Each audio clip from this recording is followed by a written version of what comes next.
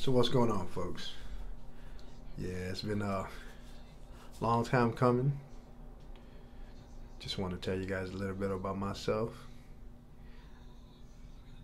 You know, family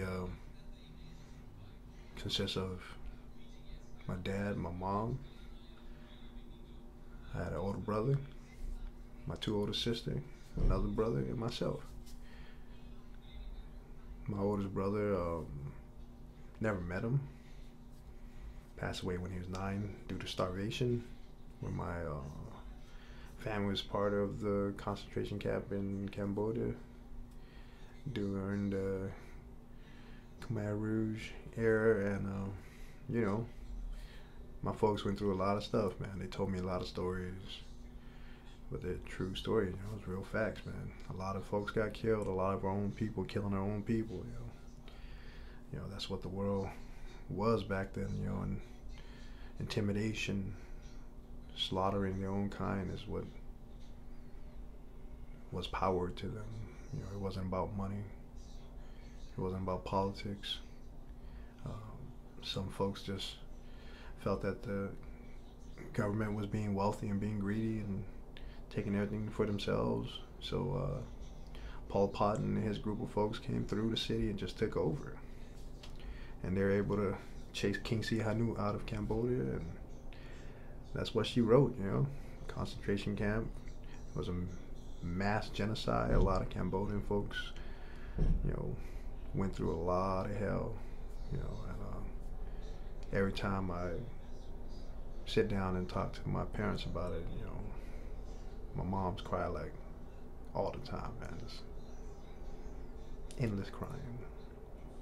I asked them if they want to go back to their homeland, and the fear is still in them. They don't want to go back. But that's the story. My grandfather and my dad and his family decided to run the opposite direction of the Khmer Rouge. When Vietnam and America invaded their camp, the Khmer Rouge instructed everyone in the concentration camp to run with them and hide in the jungles because Vietnam and the Americans are coming to kill us. My grandfather and my uncles and my dad decided, you know what, we did this for many years, we're going to die anyway. We might as well take our chances. If we're going to die, we're going to die today, So they ran. They ran towards the Vietnamese and the Americans, and guess what? Here we are now.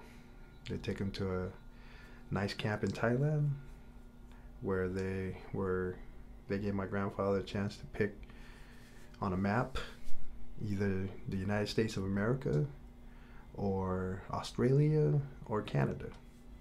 And none of my family members were educated, and my grandfather didn't know no difference because he didn't speak any other language but Cambodian and Lao.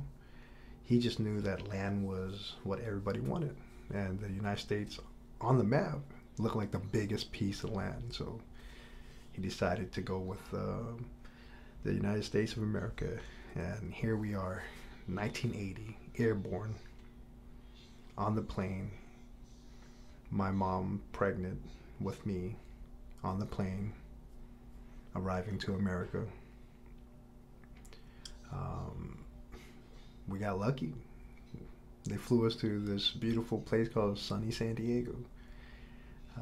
While airborne, my mom was going through her pregnancy stage, and we landed in downtown San Diego, and she was in labor with me, so they didn't take us to Scripps or Sharps or UCSD right there in Hillcrest. But back then we didn't know no better, so they took us to the best hospital they can provide for a refugee person that just landed in America, which was our beautiful Paradise Valley Hospital over here in National City.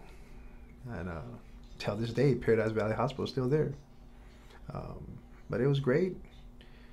I was born 1980 on the soil of America, so American citizen, the only one in my family.